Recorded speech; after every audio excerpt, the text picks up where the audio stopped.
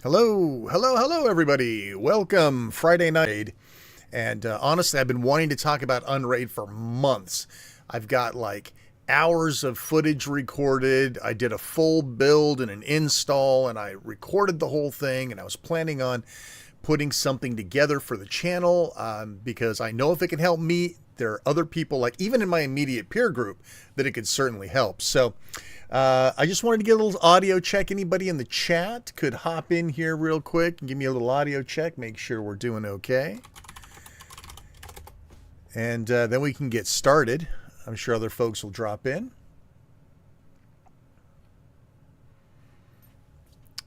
Okay, well, we may have to start without everybody. That's okay. So, yeah, let me talk just a little bit. We're still a few minutes early. So understand this is like totally unscripted tonight. I'm sure I'll ramble off on a tangent. Absolutely ask your questions in the chat. I put the chat up on the screen so other folks might be able to benefit from it later. I'll be talking in general sense. This is not a tutorial video. If you want that, let me know in the comments down below. But if you're interested and you're trying to figure out like what's the big deal, why would somebody use it, what can it do for me, hopefully that's what today will be about. Is being able to get the answers to those questions for you. So yeah, again, I'm super excited about this. It's been killing me to get this video done, and it'd be nice to get this going. Well, we got another couple of minutes.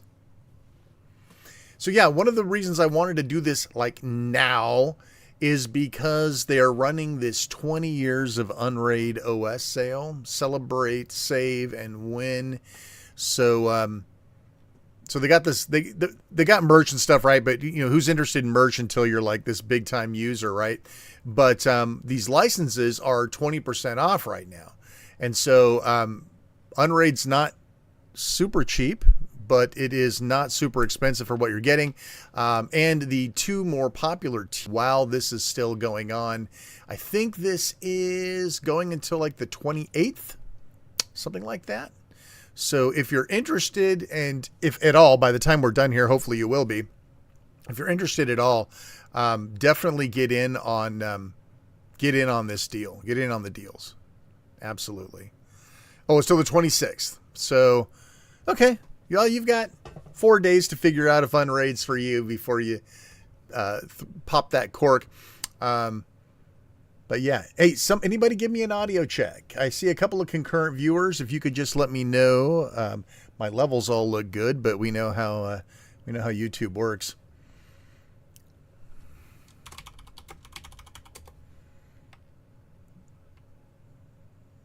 Getting updated. It looks like it. Okay. I also know we have a slight delay, so we'll get started here in just a minute. Thank you for those of you who have come in live with us tonight.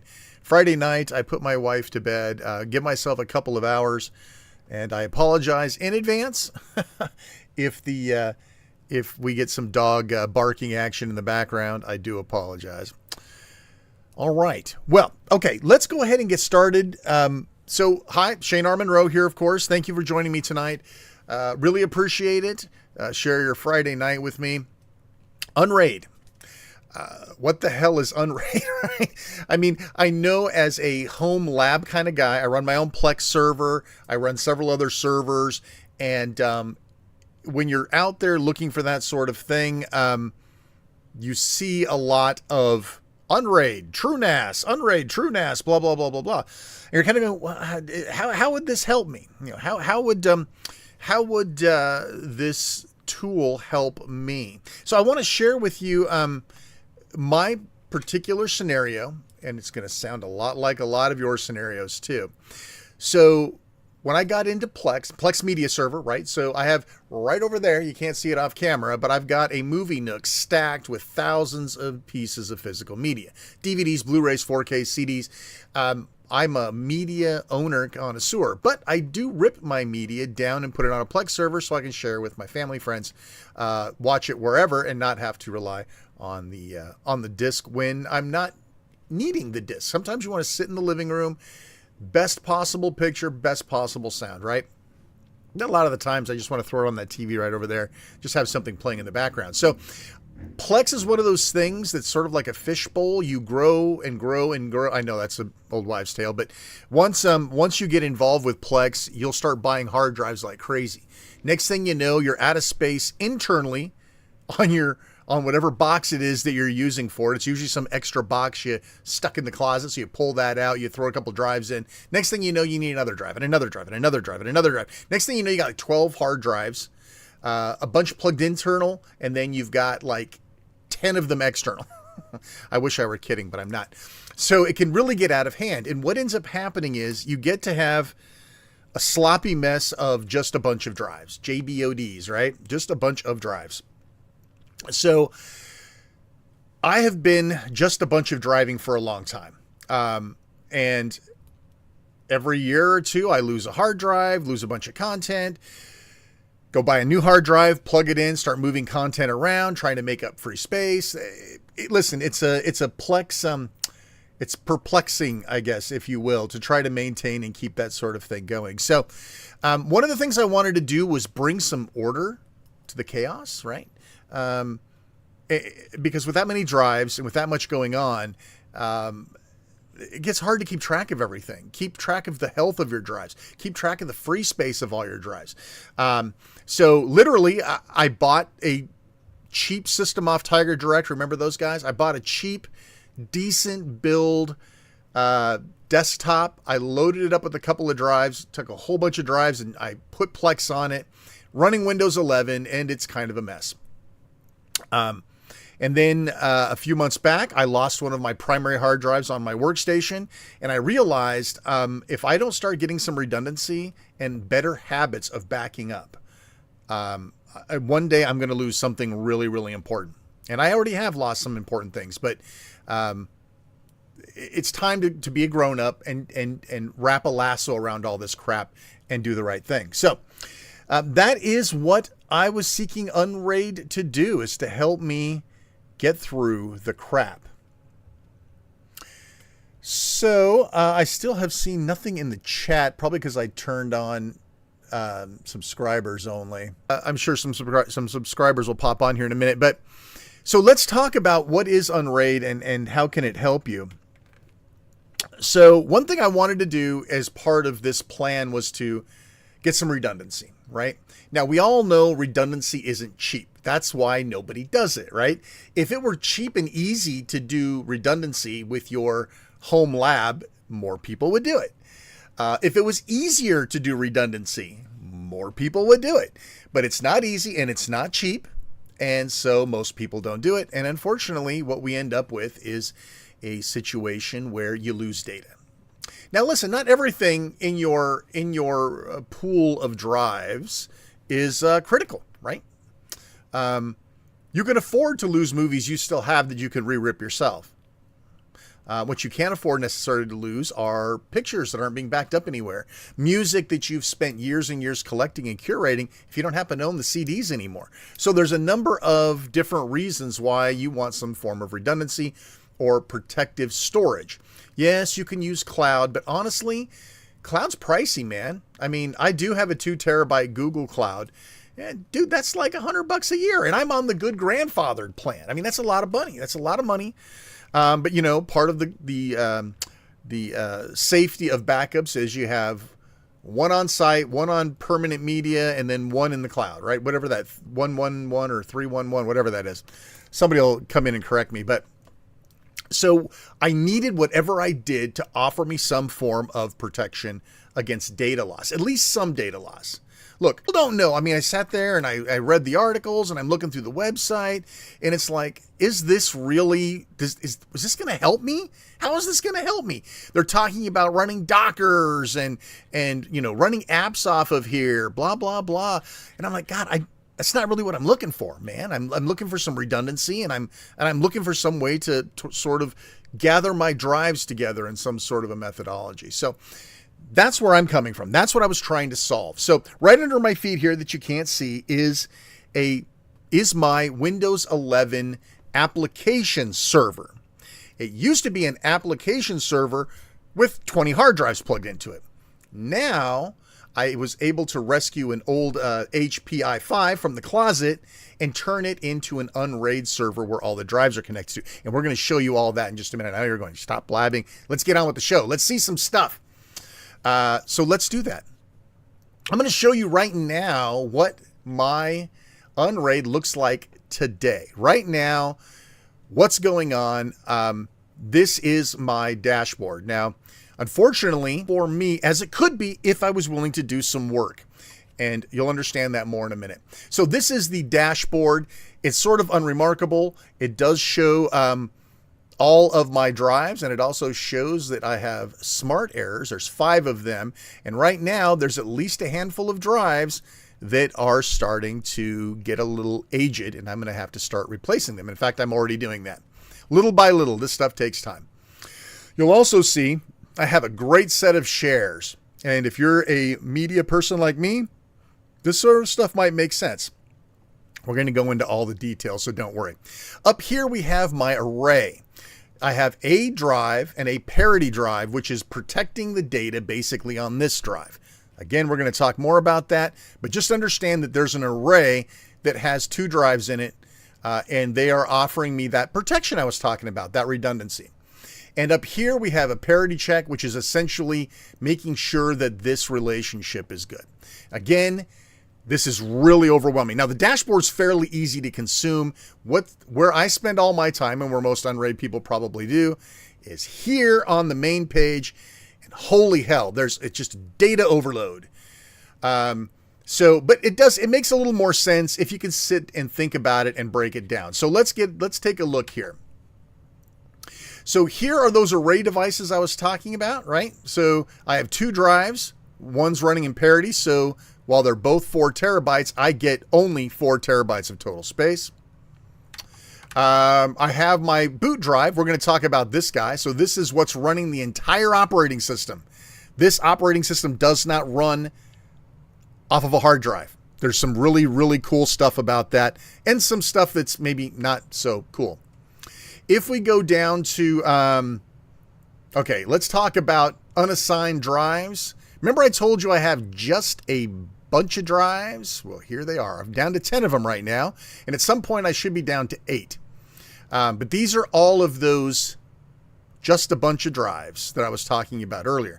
Now you can see I've got some really nice stats here that I can look at. I can keep my eye on my temperatures, keep an eye on my use space, free space, and the file system.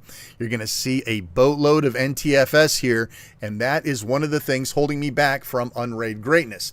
Again, we'll talk more about that. Now down here, this is cool.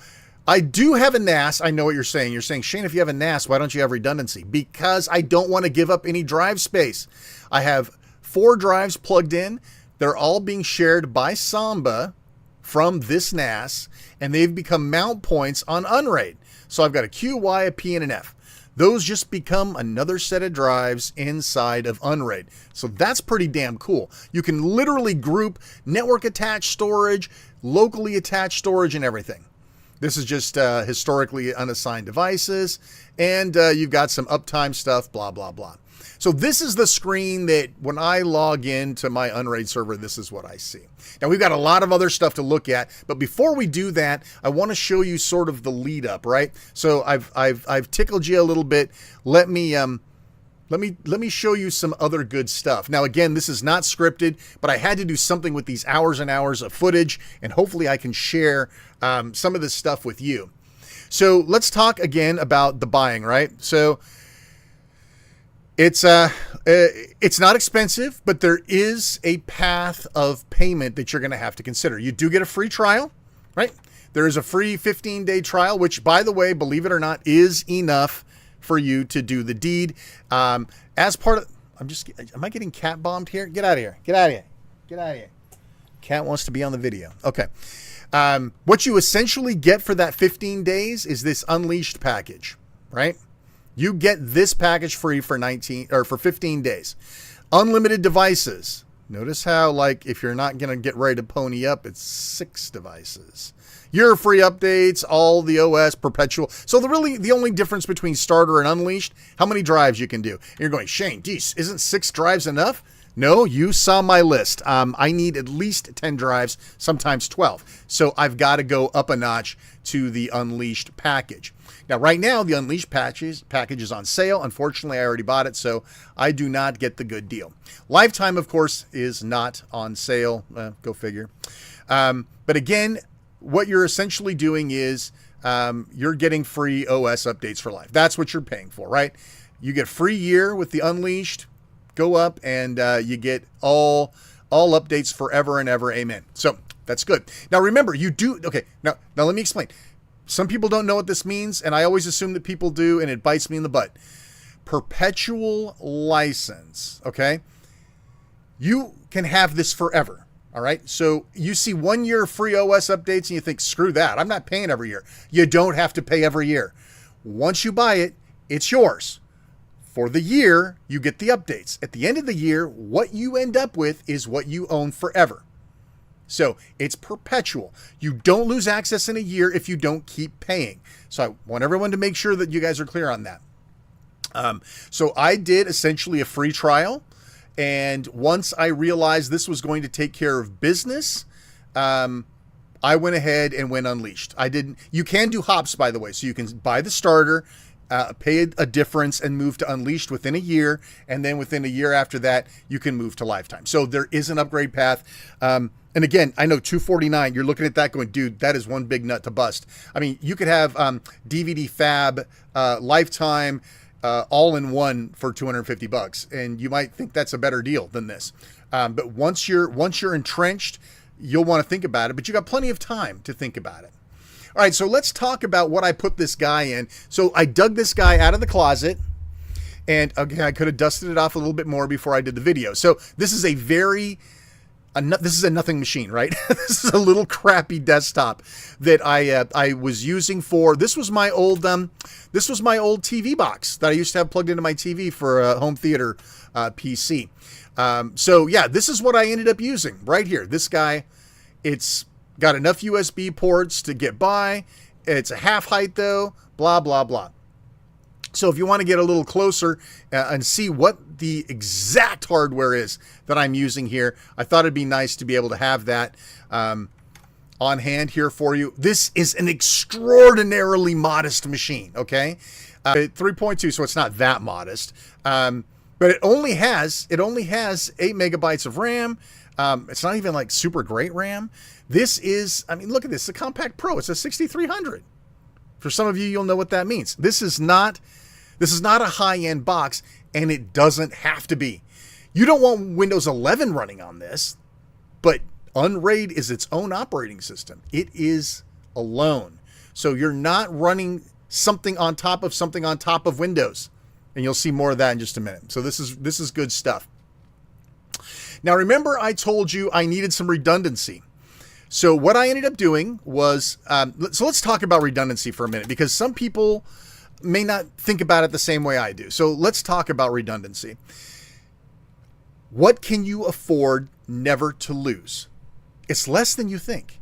Now, I know what you're thinking. It's like, Shane, I've got 48 terabytes of crap. I cannot do redundancy for that. And you're right. You can't. So what do you have to have? So I actually sat down. I actually used a pen and paper, old school. I sat down and said, what can I not lose? What have I lost in the past that I've worked really hard to get back that I don't want to lose again? Now, you may be uploading your photos to a cloud source, but maybe they're only uploading in half quality. You do have a backup, but it's not the originals, right? Videos.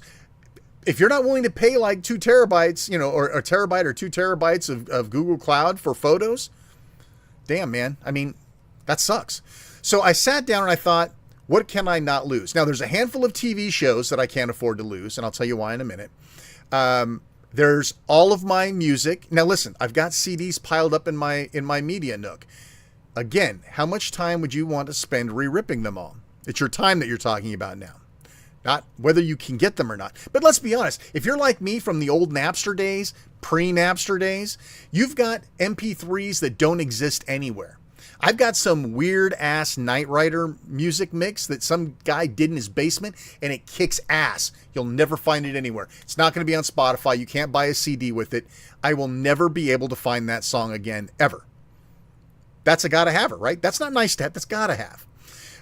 Of course, your photos, videos, music, programming. If you're a programmer and you've got 25 years of code sitting around that you never want to lose, gotta have. Right? So I sat down and I did the calculations and I said to myself, I need about 2 terabytes for everything.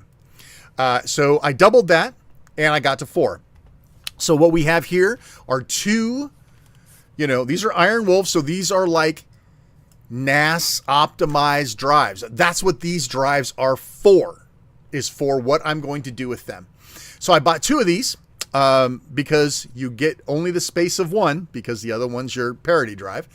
And then this thing, this sort of pissed me off, and it will probably piss you off too. You're going to say to yourself, Shane, I've got flash drives all over the place. Why should I buy this one? Well, because not all flash drives work. Actually, this is not the one you want to buy. I'm sorry. I digress. This is not the one you want to buy. And I thought this would be great. It's SanDisk, a name you can trust. It's real. It's not fake. It's real. 16 gigabytes is more than enough. You're going 16 gigs. Are you serious? A whole operating system? Yes.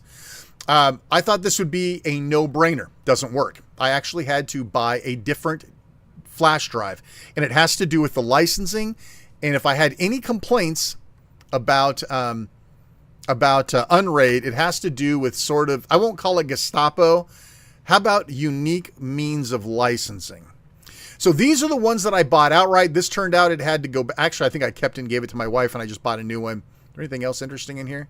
No, other than I just wanted you to see what drive you should not buy and then decide for yourself what you need for redundancy. This is my only redundancy in this whole thing. All right, so this was a drive. Now, I just brought this up because this was a drive. I've got a million of these SanDisks, and I love them. I love these SanDisk drives. I use them for everything. I've got probably 20 of them laying around, 32, 16, 256. They work great for everything. They're perfect for recovery drives, for the Steam Deck. I love them. They don't work here. You cannot use them for an UNRAID drive, and I was kind of pissed about that. And it all has to do with unique serial numbers on the USBs. Not every USB stick out there supports a unique identifier.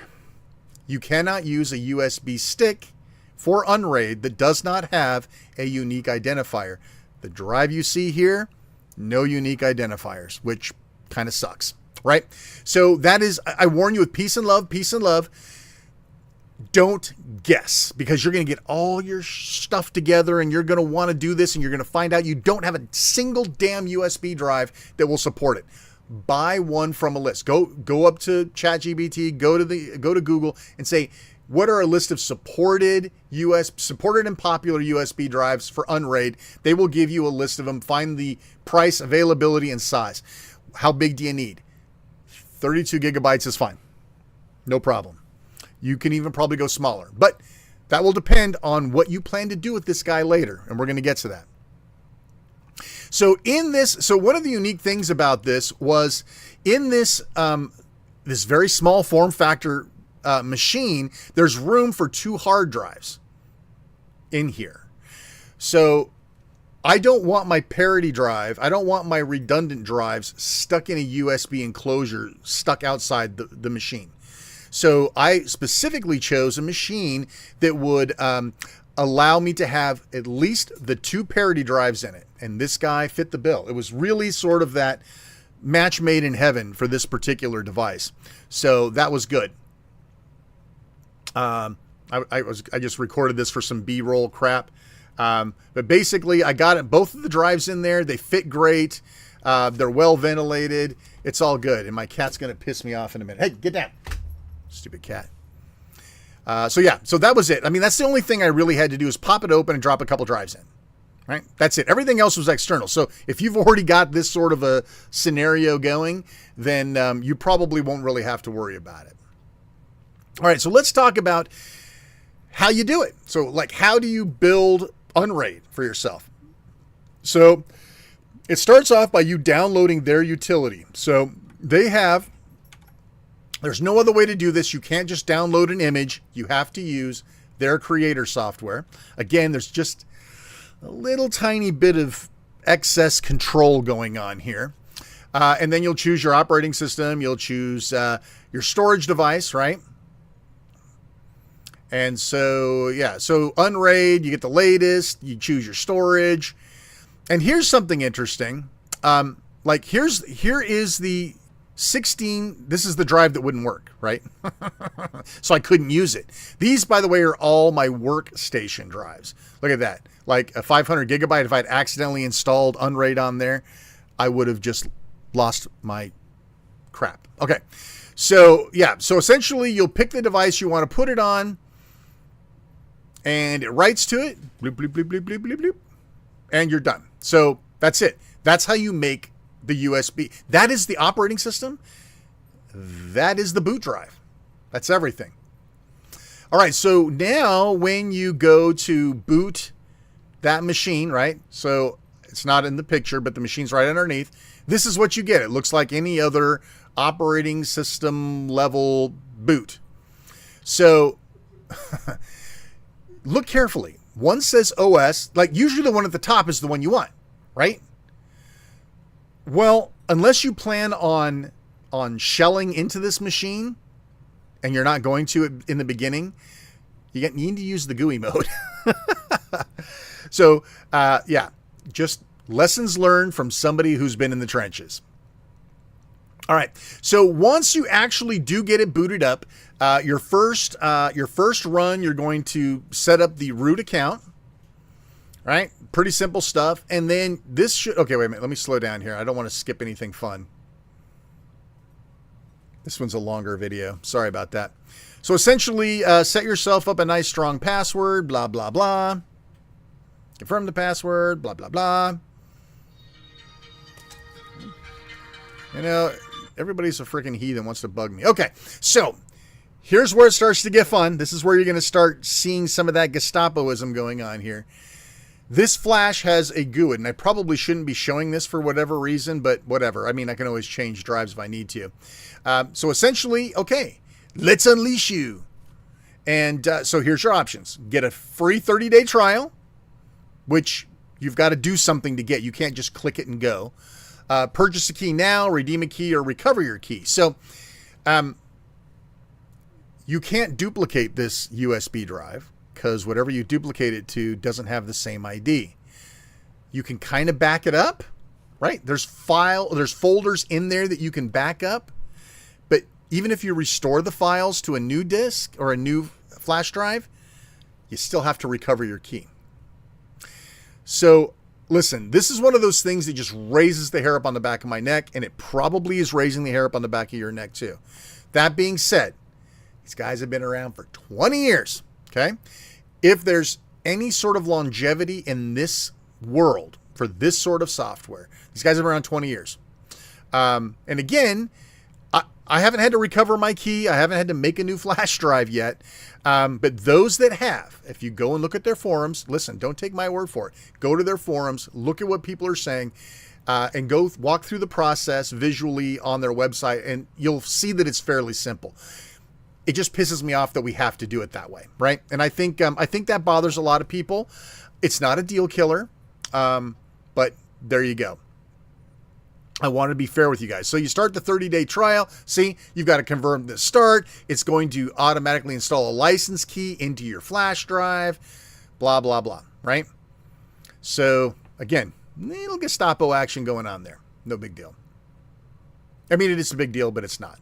All right. So what you're seeing here is nothing. This is literally, there is nothing going on. Now, remember, we took a look at this earlier, right? There are no array devices here. None, zero zilch. So there's no storage going on. There's no pools. We do have a boot device, right? That's our 32 gigabyte flash drive. That's the whole operating system, folks, remember? And then I have two unassigned drives. Those two 4 terabytes, right? Yeah, it was a bad circle. Sorry. We have those two 4 terabytes, but there's nothing going on with them yet. So right now, we got nothing. There's no drives here. You'll notice that there's no array operations going on down here. They're all stopped. So right now we're doing nothing.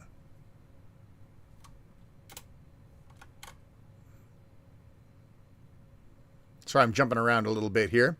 All right, so the first thing, and the only reason I knew this is because I did the research up front.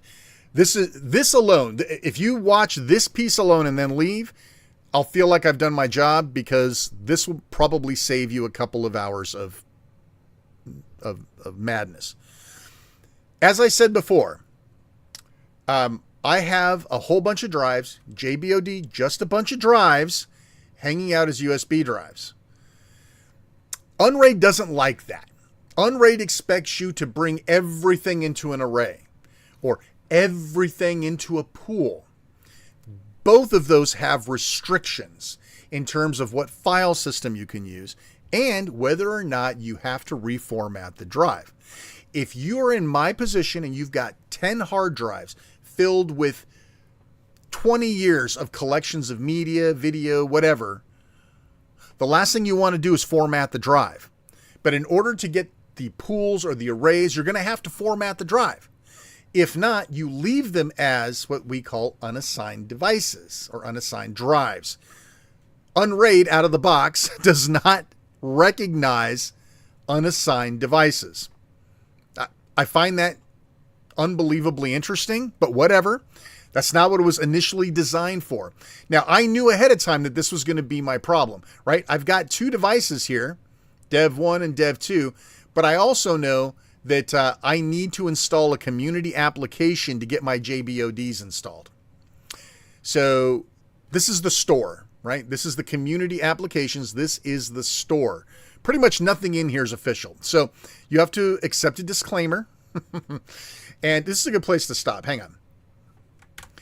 All right. So this is something that takes a while to settle in. So I'm going to do a huge favor and talk about it.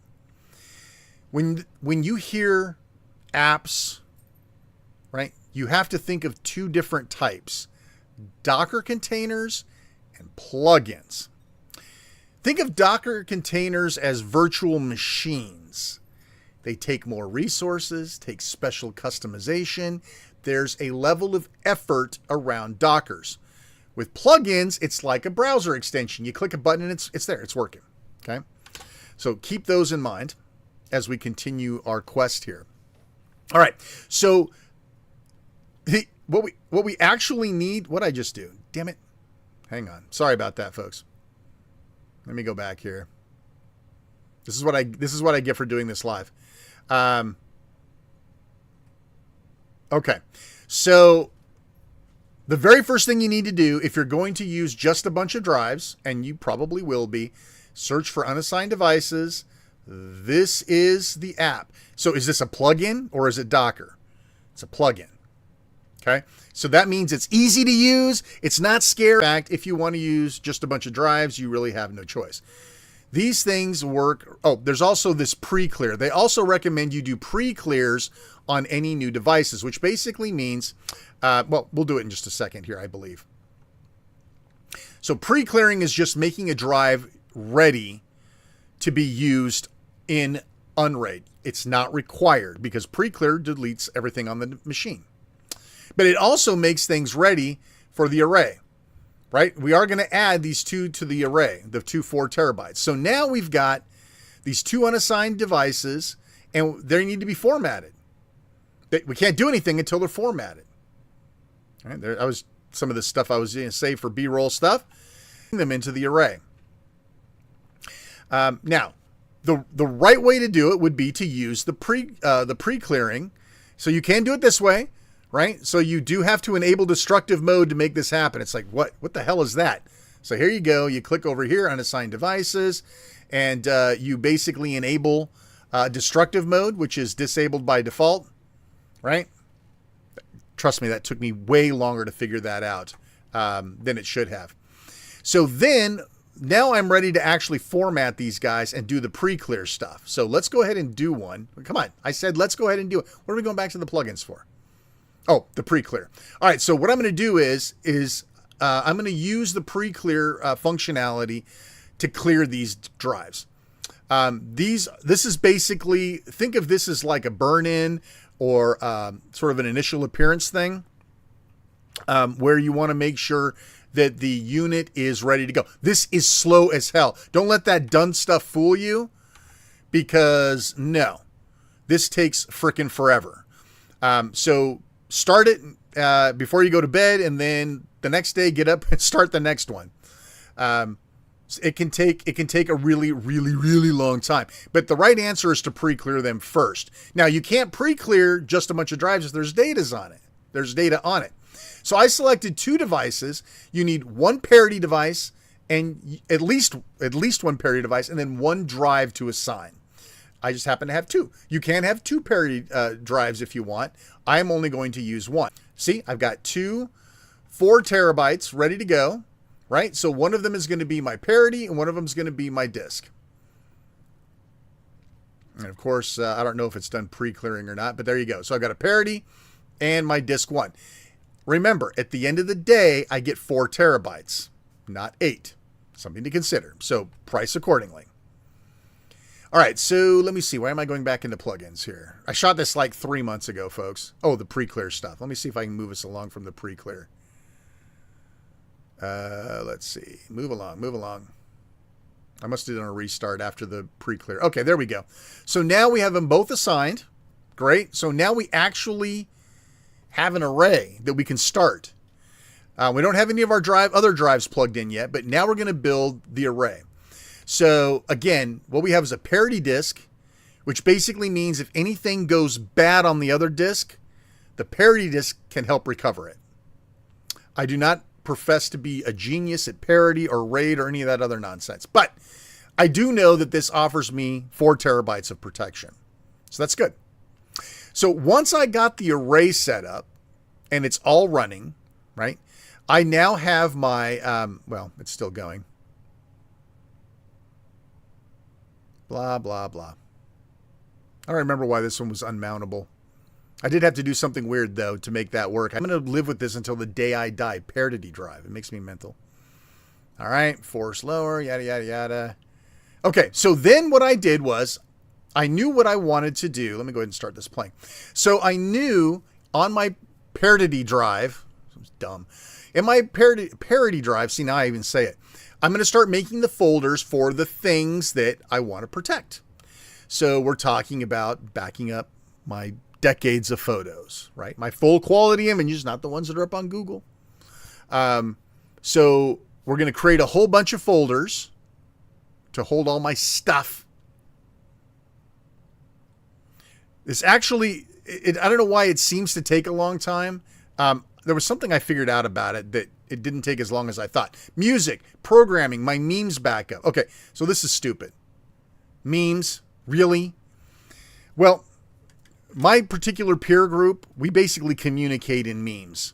And if you've ever found the perfect meme and you downloaded it and stored it off locally so that you had it next time and you lost all your memes, you would also be putting it on your parity drive.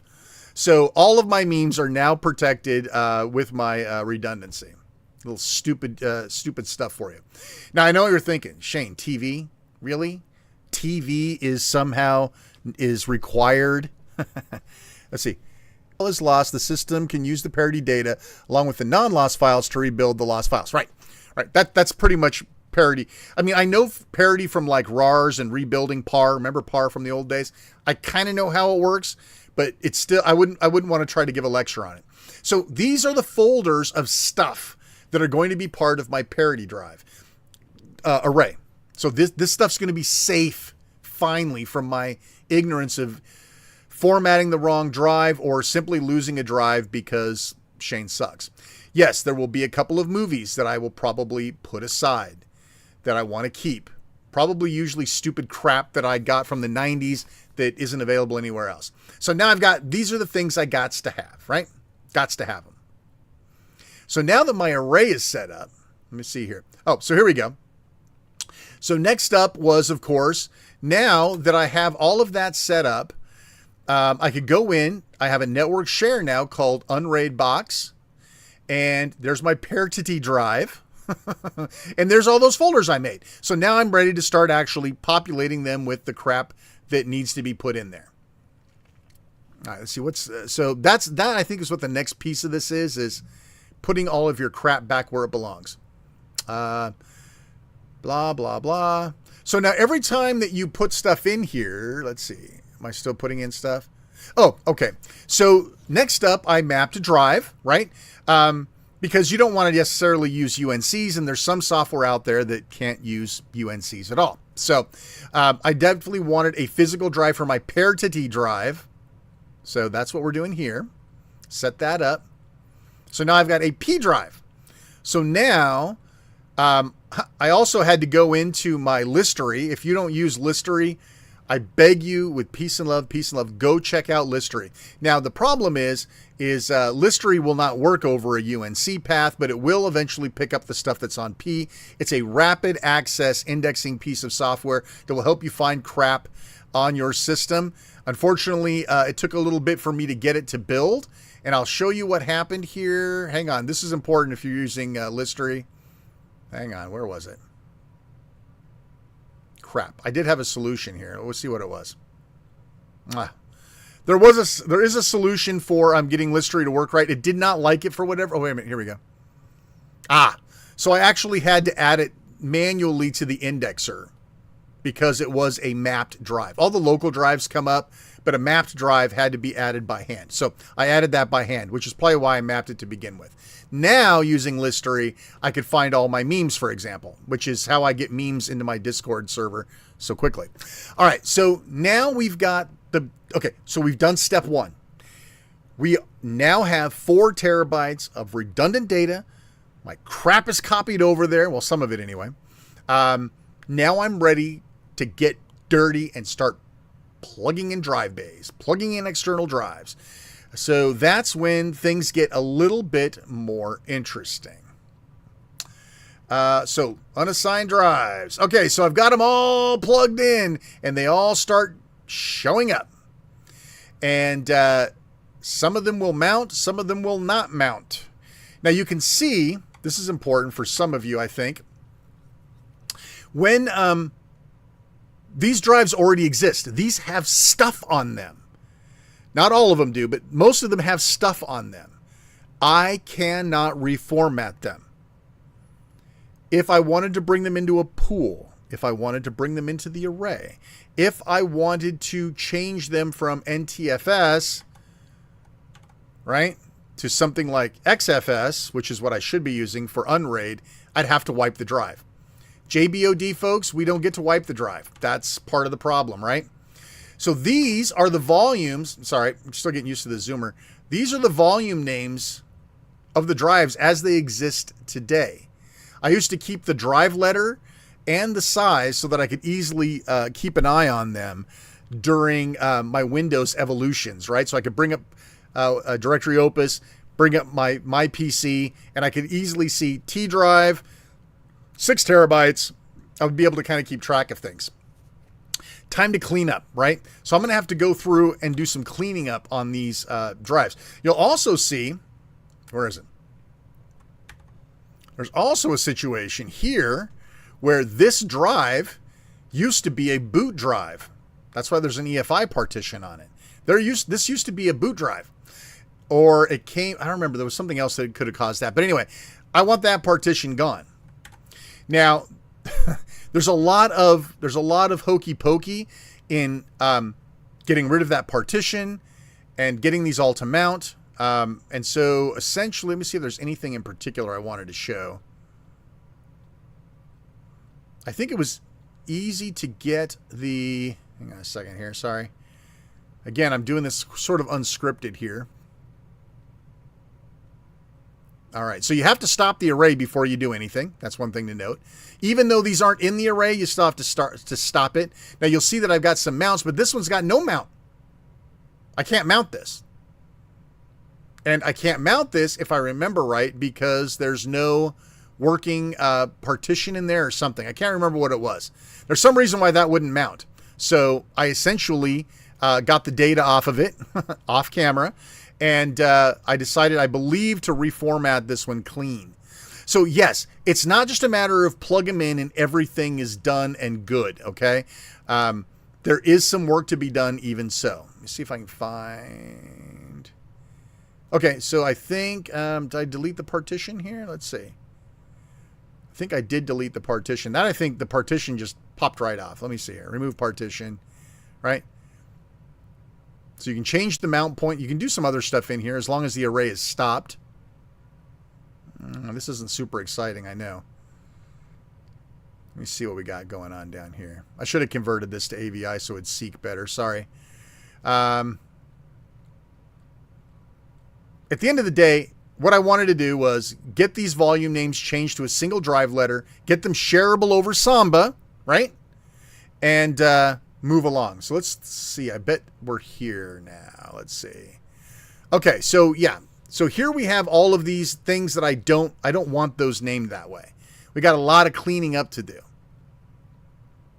And we got rid of that thing. And let's see. Move along here. Okay, so one at a time. Oh, wait a minute. Go back. So one at a time, I went in and changed them to like a root drive letter. And listen, I can't think like a Linux person. I still have to think about drive letters. I know that makes some Linux people crazy, but I do. I have to think in volumes. Now, there's also another reason why you want to do this if you're an existing Plex user that has just a bunch of drives that your Plex machine is already pointed to. We'll get to that in a minute because that's super important. If you want to get that Plex server back online in any sort of short period of time, you're going to want to hang out, and I'll show you how that works. Now, you see... let's see. I think I was just finishing these up. Blah, blah, blah. Getting them all named correctly. There's some self-test stuff you can do. Oh, yeah. I'm still trying to get this guy working.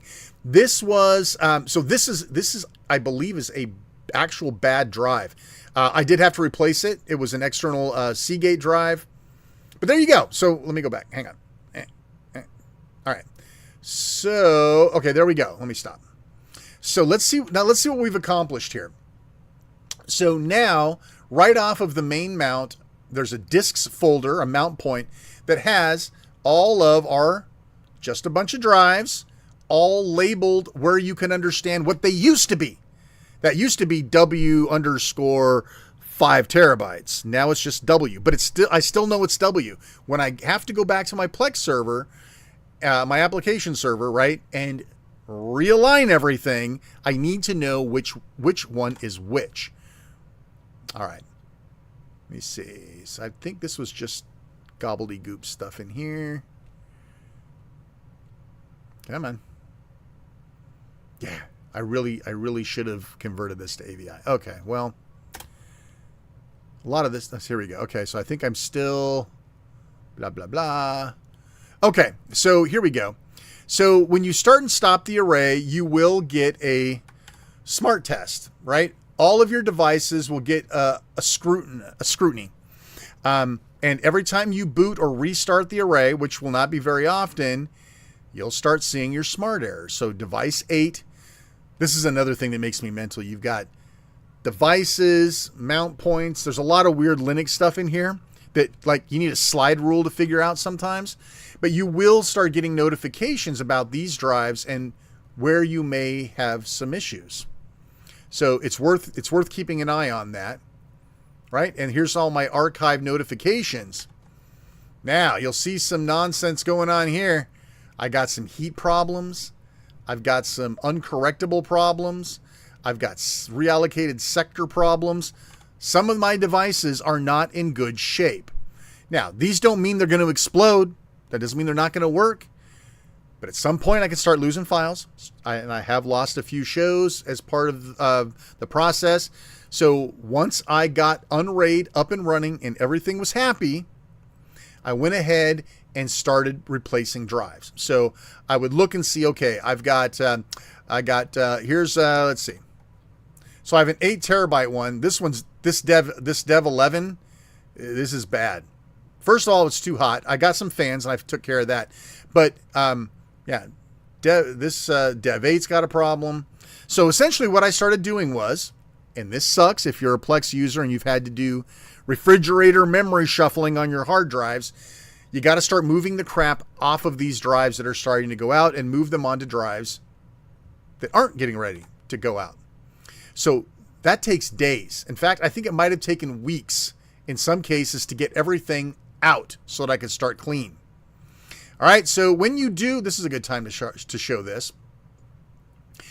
You will have to reboot very infrequently. Typically what happens is, let me scroll back just a little bit. I can see why I took care of all this stuff. I know why I recorded all of it. Come on, move ahead just a little bit. Come on. Okay, so there's array things that are going on that I need to reboot to get out of, right? I need to reboot to get everything realigned. You will have to be planning on rebooting a few times. And so what rebooting looks like,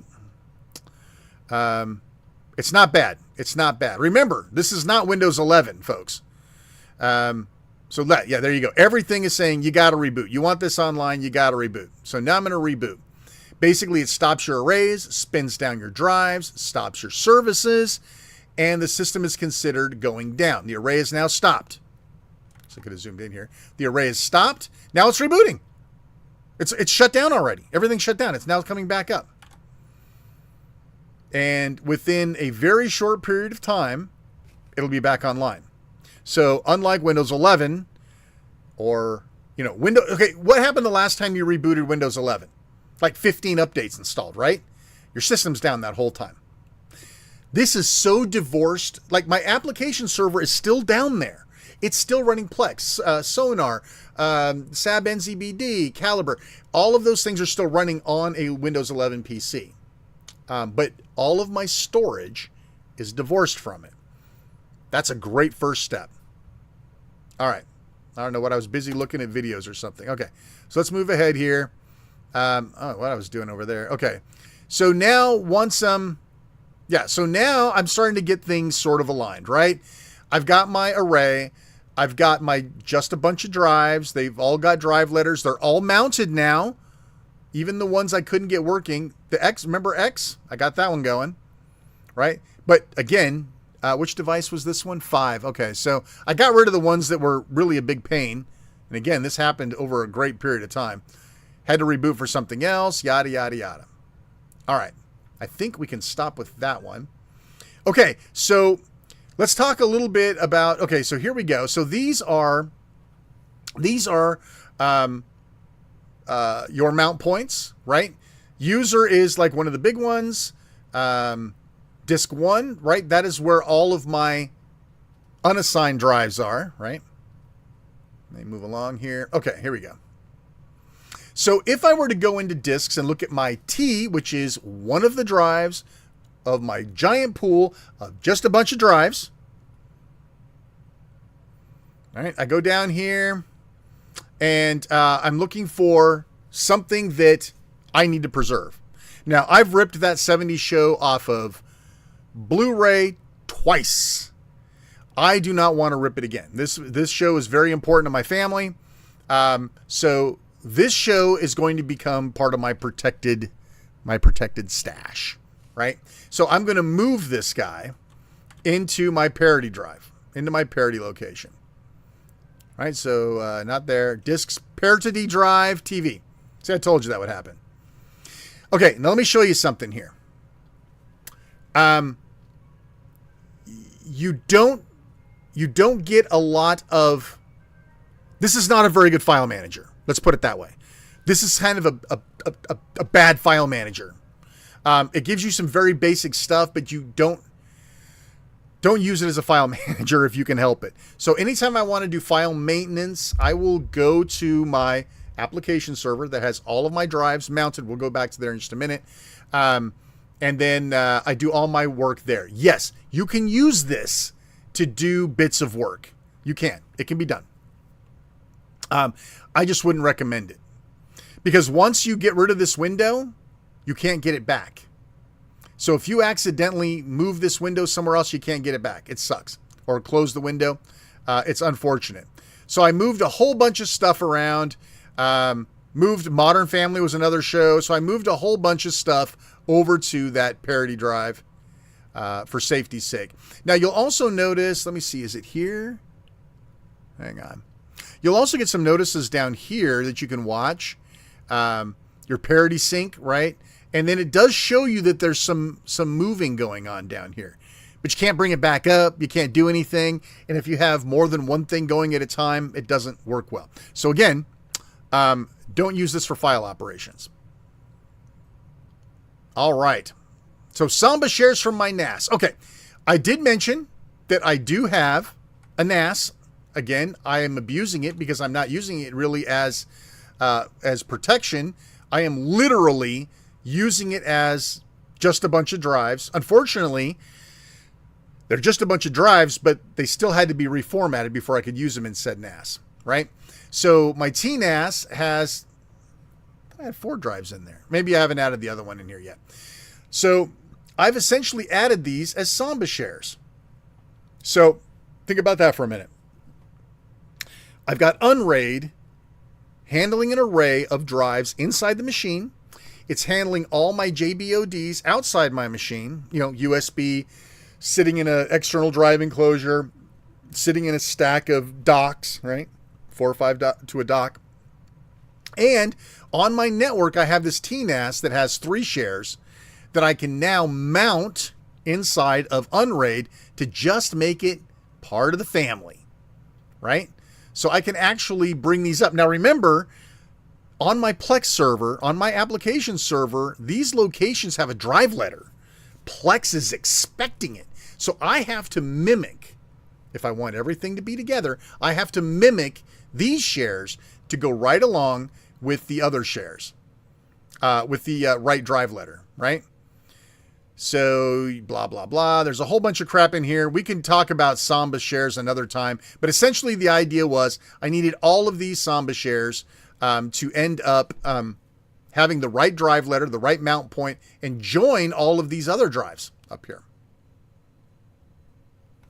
All right, let's talk about the big guy. Okay. All right, I'm going to do my best to explain this, and I'm sorry if I can't do it right.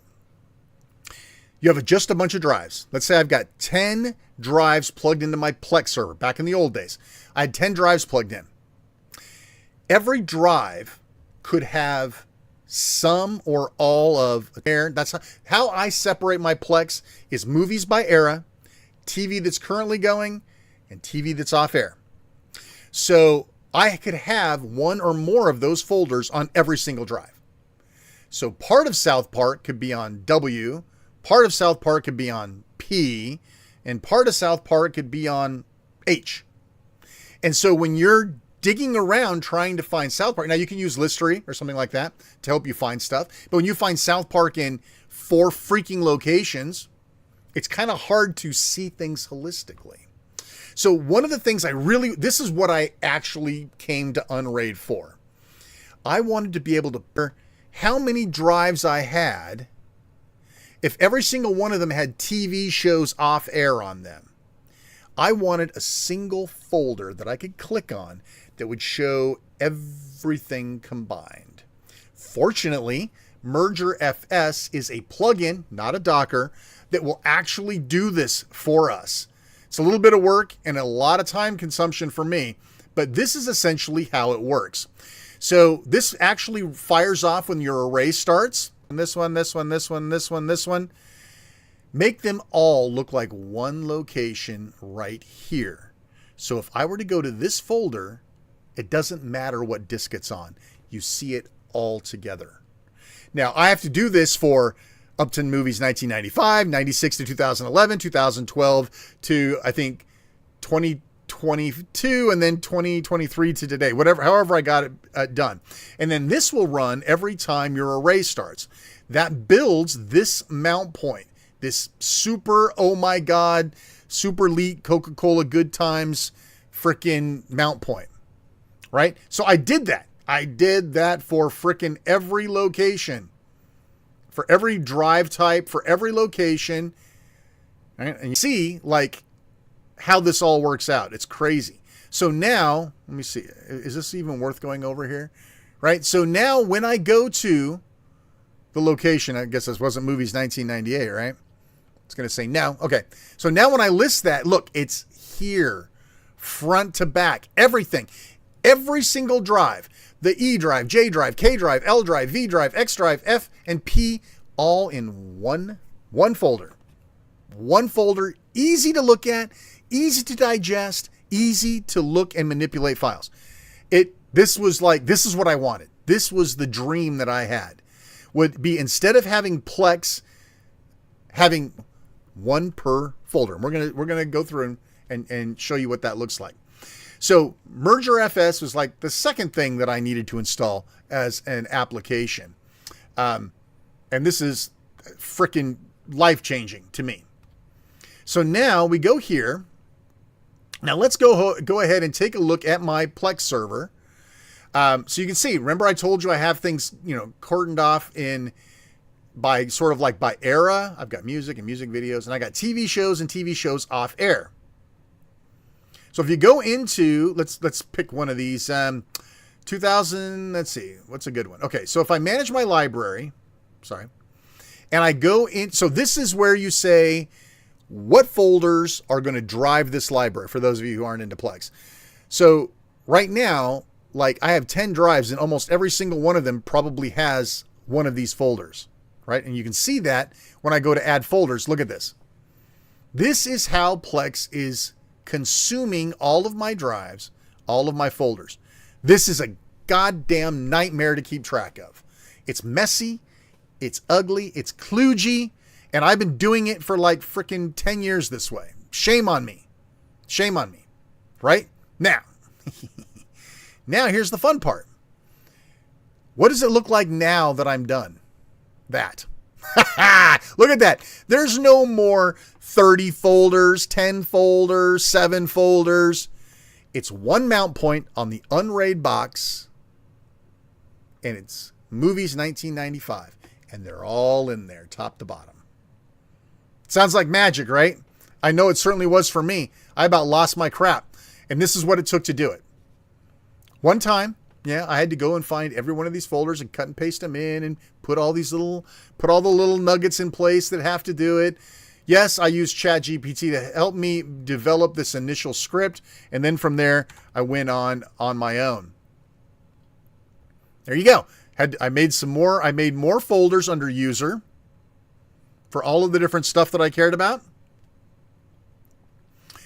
And, oh, there we go. So then one by one, I had to go in and find those folders and add them to the script, right? So there's my next set. So I did movies up to 1995. Now I did movies 2011. Well, I'm in the progress of, because you can see this one's wrong. In progress. Blah, blah, blah. Do it over and over and over and over again until I got them all in there. And at the end of the day, excuse me, at the end of the day, well, hang on, we're not quite at the end of the day yet. So there's J. So I had to go in and do, listen, it's a little bit of legwork, but you only have to do it once. Blah, blah, blah, blah, blah, blah, blah. Sorry, just going to jump through all this.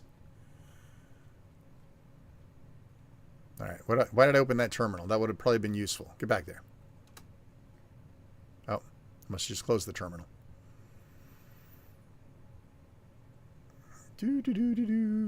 Some scripting. Let's see. Okay, so basically I'm just testing all of my mount points here, making sure everything looks good.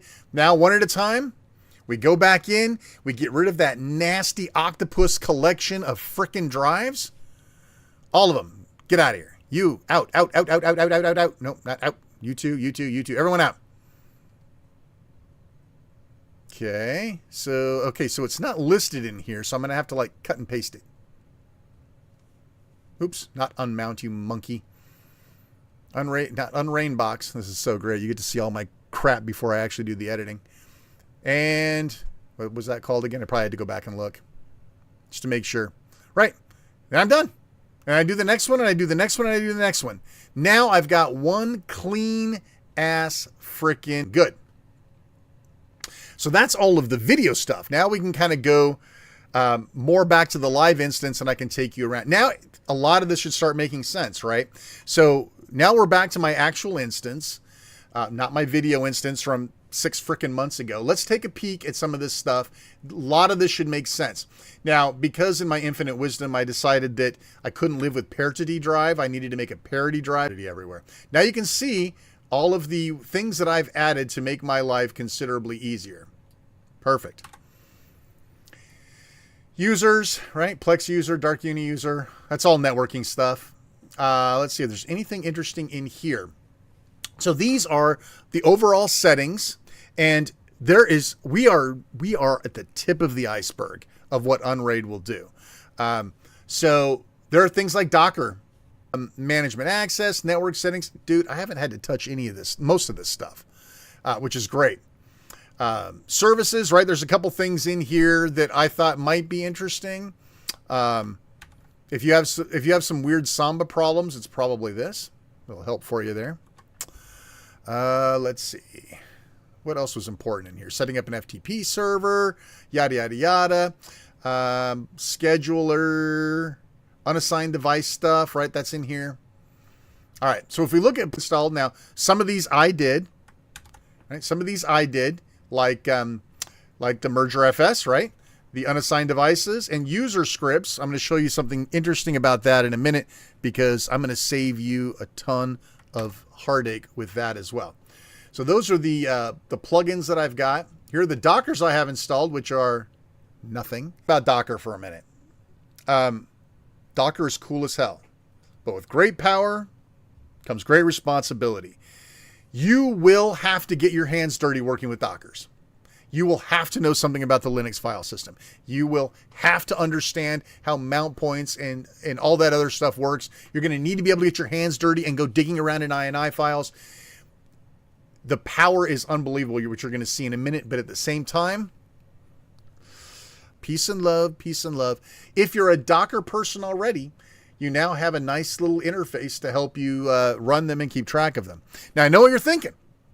Hey, Shane, isn't Plex available in a Docker? Isn't Calibre available in a Docker and SAB-NZB available in a Docker? Yes, it is. So, Shane, why are you still on an application server? Well, my application server happens to kick the living crap out of the box that UNRAID's running on. So for things like transcoding with Plex, things like that, I'm not ready. Now, in the future, some point, right, I'm going to build a new UNRAID server. It's going to be a freaking beast so that I can put on Plex and I can put on SAB and I can retire my Windows 11 application server. That's not today. Let's see. For cheapos like me, you can do this for free without if you're willing to put a little work into it. Linux Mint, install file system merger. Yeah.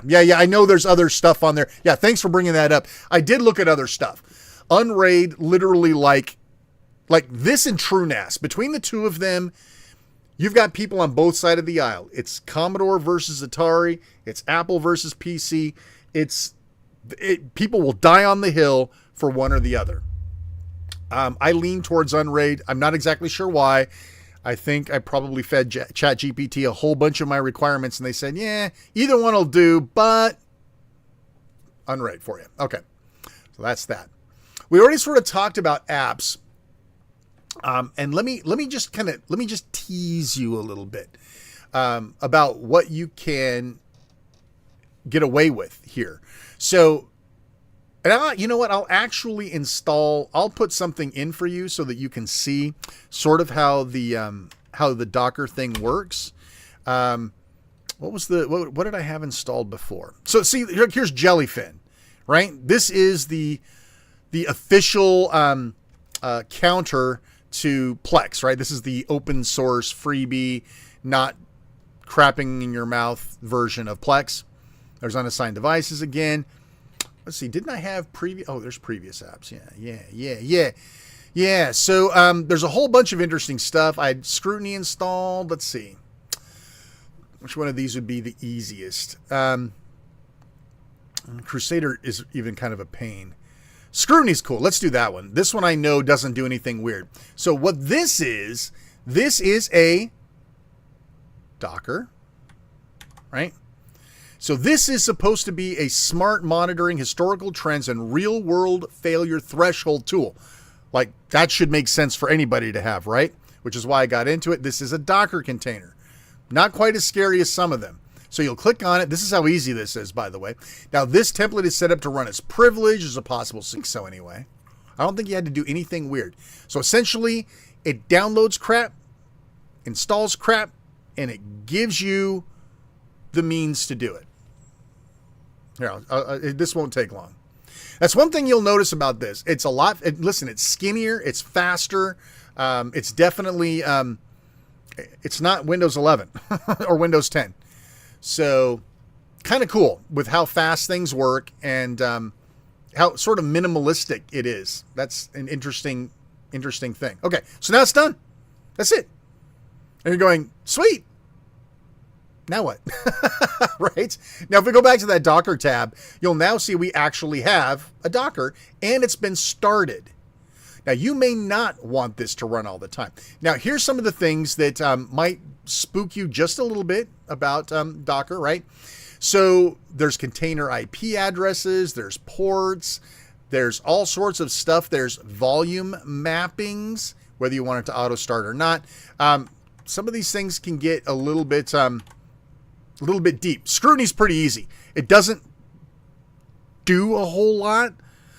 So if you go over here, you'll see that you can call upon.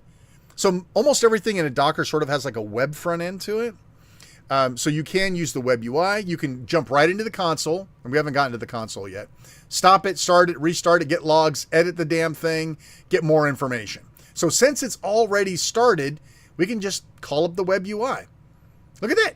So here, look at this. This is a brand new web application installed right here on my network, right? And it will actually, it doesn't have any data yet because it hasn't run and gathered all of its data yet. That'll happen in a little bit. But essentially it comes in and it tells you like everything about all your drives. I found it to be sort of redundant.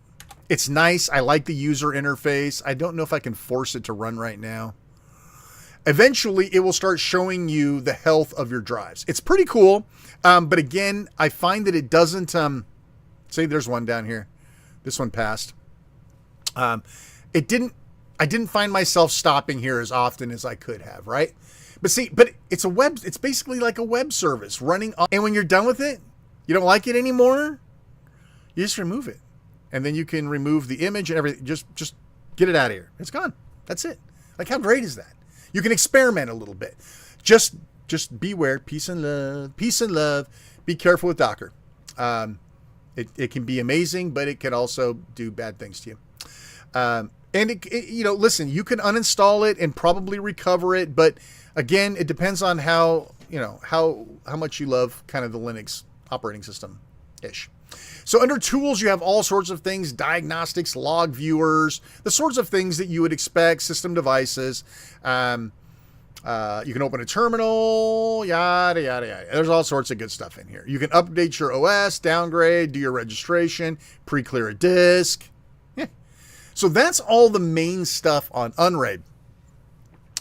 Again, you can see I've got some, so those are parity checks. I've got some drives that still need a little bit of help. So could I have used that scrutiny dial manager? Remember we looked at this earlier and I said, try to avoid using it. This is great for setting some permissions, right? Or that sort of thing. You want to move a couple files around, easy peasy. You can do that. Listen, there's better ways of doing this. Now, I know you're going to say, Shane, Crusader's a great file manager for Windows. You can install that as a Docker. That you can. It's slow. There's some configuration that has to be done. It ain't no directory opus, but it would be nice to have like a full-blown, really good file manager. But, and I'll show you on my other machine, if you kind of do it right, you don't really need to. Let's see, what else do we have over here? Info, right? So you can get sort of here's what it really is. The drives that have certain folders in them that are NTFS cannot have getX attribute applied to it without generating an error. This is noise. It doesn't hurt anything, but it does fill my logs up and it's sort of annoying. How do I get rid of that? One by one, as I replace the drives, right?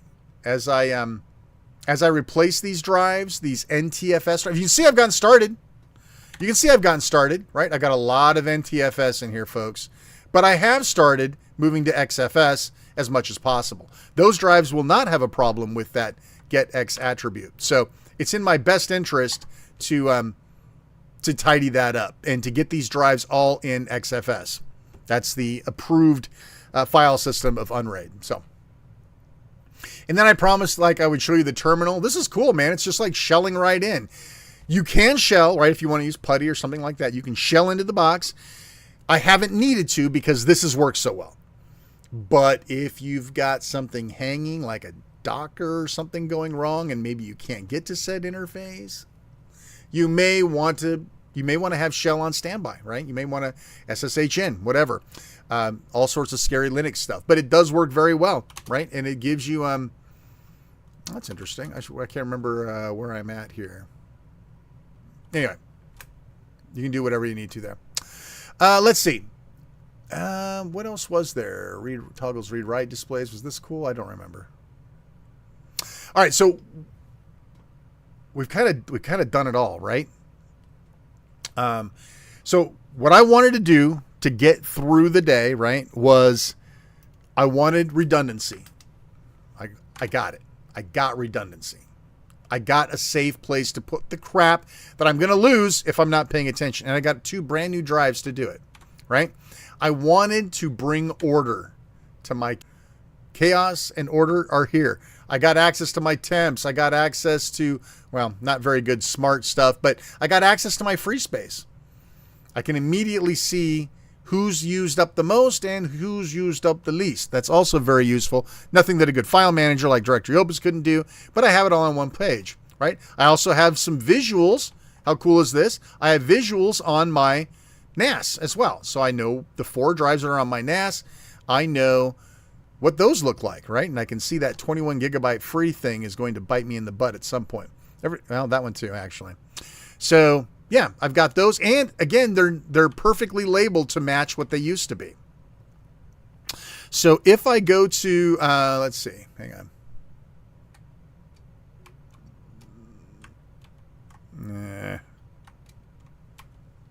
Second. I was going to show you something else, but I guess I won't. All right. So everything's solved. Now, I did promise you a couple of learning experiences, and I do want to give you that. Let me see here.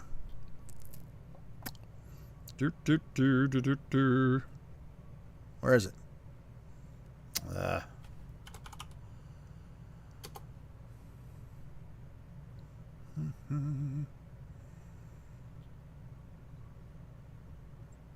Okay, so this is my Plex server. I'm sorry, my application server, right? Every one of these, as you can see, I can't zoom in from here. Damn it. Oh, abort. All right. So everything that I had previously mapped before, my E drive, my F drive, and if I go in here, you can see, I can still see everything just the way I used to be able to see it. One folder at a time, or one drive at a time, I should say, right? But I can also look at it holistically as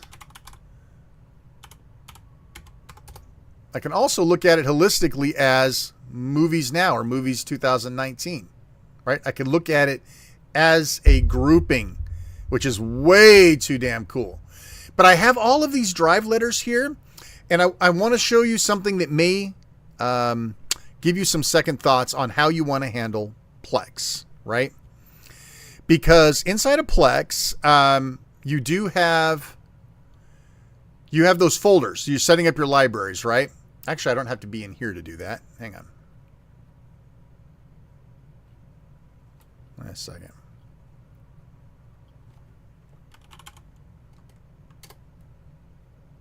Blah, blah, blah. All right. So remember I showed you that I've got one path to rule them all, right? One path to rule them all. That's great, right?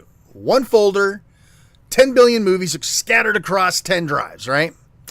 Here's a problem with Plex, and I have not decided yet whether or not I am going to roll back and use drive letters again.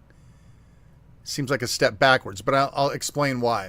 So when you look at your library, scan my library automatically when changes occur to a folder. When a change happens on your Plex server in, say, the H drive, movies 1995, you move a file in there. If each one of your folders is entered separately inside of Plex, only that folder will be rescanned. Follow? So it'll only scan H movies 1995. If you're doing it like I have it with a holistic view where every folder shows up under movies 1995, when one small change is made, it scans everything. Now, obviously, that means that every time you do anything anywhere, essentially, your drives are constantly being scanned by Plex, which is why, currently right now, I do not have my library being scanned. Nor do I have a partial scan, because it scanned the folder. That still doesn't really help, because it's all one big folder. So now what I've got is scan my library periodically daily, which kind of sucks because if I move something over, say my mom says she needs Little House on the Prairie and she needs it now, because that's my mom, I could move it over, but then I would have to go and scan that particular TV shows off air. So I have a solution. I still like having everything encapsulated, but I might have to change the way that Plex behaves with regards to this. So, yes, indeed-o so. Well, listen, that's pretty much the story here, folks.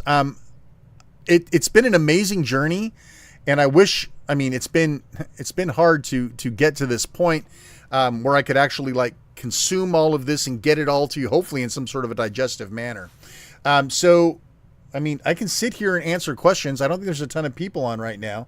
It's late across a lot of the country. Unfortunately, this was the time I could get away with doing this. So if anybody has questions and you're in the chat now, throw them in there. If I can explain something or offer something up. Otherwise, if you're watching this as a replay, by all means, leave a comment. I look at every comment. I may not respond to every comment, but I swear to God, I look at every single comment. You can also jump on Discord, right? Go to discord.monroeworld.com and you can jump in the Discord. Go to any of the channels in there, probably, software and gadgets or whatever. Go in there and say, hey, I've got some information, some follow-up on UNRAID I'd like to know. And if you'd like to see, it's 5 a.m. there. Well, gosh, thank you for getting up early or staying up late to watch the show. Let me see some El Cheapos do this. Okay, yeah. There's no nice interface that UNRAID has. Sure. There's also Open Media Vault, which is free, but I do not know about that. Yeah. So listen, I'm happy to offer whatever useless wisdom that I have. Again, there is so much to explore here. Like once I'm comfortable and I want to dig into Docker, once I have a better machine for UNRAID to run on, at some point it would probably make sense. I just dread the concept of doing this. That application server needs to be wiped and it needs to be running UNRAID and running Plex and SAB and all these other things that I run on there. That's a project, but that should be what it is. One folder for movies per disc. Yeah. And this is just my analness, right? Now, if you were just to keep all movies in one folder per disc, well, I guess at the end of the day, it would be the same number of movies. But for me, for the technically challenged in my family, and I will not name who, using search for some reason is beyond them. They would literally rather dig through a folder structure than to use search. Don't know. So if I have things blocked off and like, let's say, not saying that it's my wife that's technically challenged, but let's just say my wife wanted to watch Pete's Dragon, right? She could go up to the search bar in Plex and type in Pete, and within 2 seconds she's watching Pete's Dragon. She would rather go digging for it. So she knows Pete's Dragon was before 1995, so she can go dig in there and then scroll down and find P, and then find Pete's Dragon. That's just the way she is. I prefer using one folder. Let's see. I like Portainer for Dockers. I've heard a lot about it. Haven't used it. You can make smart playlists. Yeah, I know. Listen, there's a million ways to skin this cat. But yeah, so there's a lot to experiment with Docker. I mean, you'll grow into UNRAID. So the hardest part of UNRAID is saying, can I make use of it enough to be worth $49, $129, $249? I mean, I'm good. I am good, right? To be honest with you, I am one happy camper. Let me go back here real quick. Get rid of my nasty, ugly head. Right? So let's go back here. We started with this. Let's sort of end with this, right? Where was the pricing? Oh, let's go here. All right. You get a free trial for 15 days. Cool. What you're getting is the Unleashed package for 15 days as part of your free trial. Worst case scenario, you're going to pay $109. That's going to give you a year. What does that say? And then $36 per year after that. So it's not $109 a year. Just, I forgot to mention that earlier. So $36 a year. Okay. Listen, you're continuing to pay. So you've got to start doing the math in your head, and it's way too freaking late for me to say how many years until lifetime pays for itself. You get 1 year to move up a license each time. So if today you bought starter, you've got a year to pay the difference and get unleashed. You then have another year after that to pay the difference and get lifetime. They're very cool about that, despite that weird licensing with the drive. So yeah, I mean, listen, if you only have 6 devices and you just want to cover yourself for the year and make a call later, yeah, you can do that, right? I knew that I wasn't going to be able to get away with 6 storage devices. It's not going to happen. I'll always need one more than the damn limit allows me, right? That's you too, right? So I know I'm going to need at least Unleashed, but I'm going to have to go for the lifetime at some point. So I'm on my year of Unleashed right now, waiting, hoping, praying that lifetime drops 20% sometime. It looks like in their rare sales, this is never part of it. So I've got to pay the difference, which I think is $129 or something to get the lifetime, and then I'm done. I'm not paying for it ever again. So the other thing that I have not touched on that I think might be interesting is virtual machines. So it might be kind of cool to be able to have, hey, I didn't click anything. Stop that. I think it might be interesting if you can literally throw together a VM like for Windows. That might be cool, especially if you can use Windows to reach into your shares. You could still have Directory Opus and manage everything and still be on one single machine. There's, again, so much to look at, right? So much to look at, so much to think about. So yeah, from a pricing perspective, I don't think it's out of line. Maybe Black Friday. Yeah, maybe. Yeah, sure. I mean, listen, I don't know.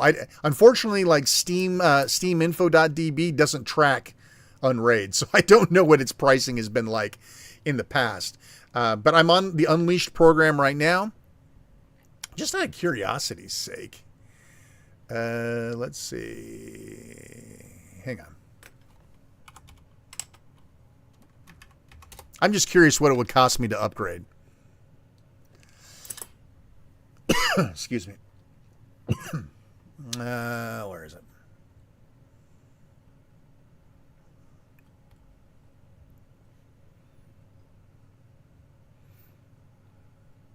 $149. Now, if this was 20% off today, I would have jumped right the hell on it. But you know what? I'm waiting. I'm not in a hurry. I've got everything I need to last me. Does it say how long my license is? Oh, crap. Hang on. I thought it said somewhere. and blah, blah, blah. Somewhere in here, it's, oh, wait a minute. OS, oh, here we go. OS updates eligibility expires 5/27/2026. That's when I've got to pull the trigger or pay the extra $36, right? So now it's $36 a year, 149, 1, 2, 3, 4 years. So I might still be money ahead going year to year. But remember, you're throwing away the $36 each year if you eventually end up going with the lifetime, right? So yes, when I get closer to here, I will be making the plunge. Hopefully with a sale come Black Friday, hopefully, right? All right. Well, listen, I think that's about it. Hell, I've probably lost most of the viewers at this point. So yeah, I hope everyone enjoyed this. Listen, leave your questions again down below. Whatever else I can answer for you. Listen, I'm no expert. I've spent a lot of time in forums, ChatGPT, searching Google, trying to get everything that I need to know to make good decisions. I'm going to look at pools next because pools will do a lot of what Merger FS will do. But again, I've got to wipe every drive to make it into a pool. So more things to do. All right, well, listen, I appreciate everybody. Thanks so much. I'm Shane R. Monroe. Appreciate you spending your Friday night with me. Take care. We'll see you next time. Have a good weekend.